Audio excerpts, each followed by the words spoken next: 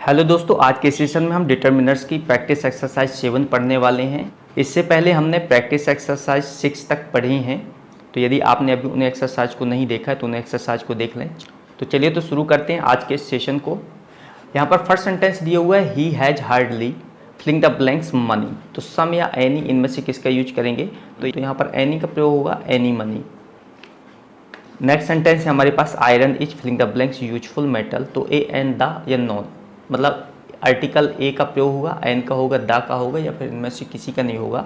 तो यहाँ पर हम करेंगे यूजफुल दिया हुआ है, तो यहाँ पर आप देख सकते हैं यूजफुल। यूजफुल इसका बनता है यूजफुल, और यहाँ पर या का साउंड बन रहा है, और या क्या होता है? कॉन्सोनेंट होता है, और कॉन्सोनेंट की वजह से हमेशा ए का यूज होता है। तो हम बोल सकते हैं iron is a useful metal. यहाँ पर जैसे करना है, he has hardly any money. Next sentence है हमारे पास, my grandmothers is hard filling the blanks hearing.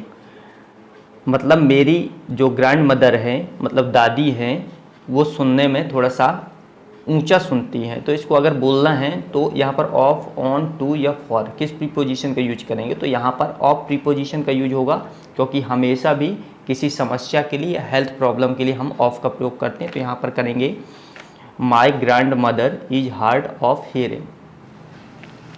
Next sentence दिया, there are filling the blanks precious noble in the library. तो कुछ प्रीशियस या फिर महंगे नॉवेल्स हैं इस लाइब्रेरी में। तो लिटिल, एनी, फ्यू या सम किसका यूज करेंगे? तो यहाँ पर आप देख सकते हैं कि इस लाइब्रेरी में कुछ महंगे नॉवेल्स हैं, तो कुछ की बात अगर बोला जा रहा है तो फ्यू का प्रयोग करेंगे। फ्यू एक काउंटेबल के साथ यूज होता है, तो यहाँ पर फ्यू का यूज होगा, सम का यूज नहीं होगा। सम इस कुछ होता है तो कुछ की बात अलग है, फ्यू मतलब थोड़ा, या फिर कुछ ही थोड़े जो फिक्स हैं वही नॉवेल्स ऐसे हैं जो महंगे हैं इसमें। नेक्स्ट सेंटेंस है हमारे पास, filling the blanks Ramayana is a sacred book. Ramayana क्या है? एक पवित्र पुस्तक है, पवित्र बुक है। तो इसका बोले ए एन द, इनमें से किसका यूज करना है? तो यहाँ पर द का यूज होगा, क्योंकि यहाँ पर रामायण क्या है? एक होली बुक्स का नेम है। होली बुक्स के साथ हम हमेशा द का प्रयोग करते हैं। The Ramayana is a sacred book. Next sentence है हमारे पास, the weather was cold but there was filling the blanks wind. यहाँ पर आप देख सकते हैं कि the weather was cold but there was filling the blanks wind, मतलब मौसम ठंडा है लेकिन हवा नहीं चल रही है। तो यहाँ पर नेगेटिव सेंटेंस है, तो यहाँ पर हम एनी या नॉन का प्रयोग बिल्कुल नहीं करेंगे, यहाँ पर नो का प्रयोग होगा। हम बोल सकते हैं इसे, द वेदर वाज कोल्ड, मौसम ठंडा है, लेकिन देयर वाज नो विंड, कोई भी हवा नहीं है, या फिर हवा नहीं चल रही है। Next, he speaks filling the blanks different languages. वह अलग अलग लैंग्वेज बोलता है।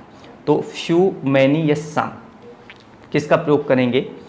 तो अगर बात हो लैंग्वेजेस की, लैंग्वेज को काउंट कर सकते हैं कितनी लैंग्वेज वो जानता है, तो फ्यू का यूज नहीं करेंगे, यहाँ पर सम का यूज भी नहीं करेंगे। यहाँ पर मैनी का प्रयोग करेंगे, क्योंकि मैनी एक काउंटेबल है। तो हम यहाँ करेंगे मैनी डिफरेंट लैंग्वेजेस। तो ये हो जाएगा, he speaks many different languages. हमारे पास नेक्स्ट सेंटेंस दिया, I have filling the blanks money in my pocket. मेरे पॉकेट में कुछ मनी है। तो एनी, सम या मच किसका प्रयोग होगा?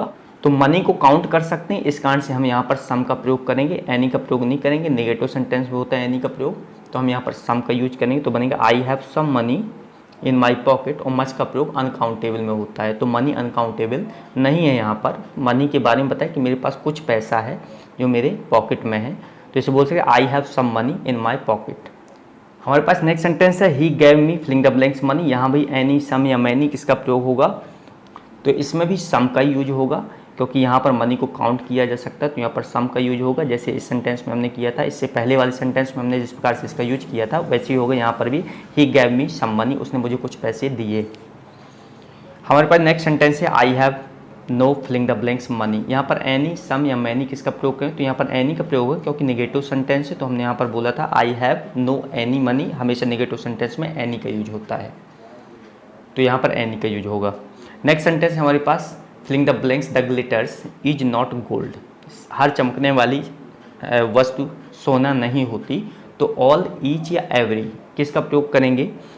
तो यहाँ पर सभी की बात की गई है कि सभी चमकने वाली चीज़ें गोल्ड नहीं हो सकती, तो यहाँ पर होगा ऑल का प्रयोग। ईच का नहीं करेंगे, ईच का एक एक करके बात की जाती है और एवरी में प्रत्येक की बात की जाती है, जबकि यहाँ पर सभी को बोला है कि सभी चमकने वाली चीज़ सोना नहीं होती, तो यहाँ पर बोलेंगे all the glitters is not gold.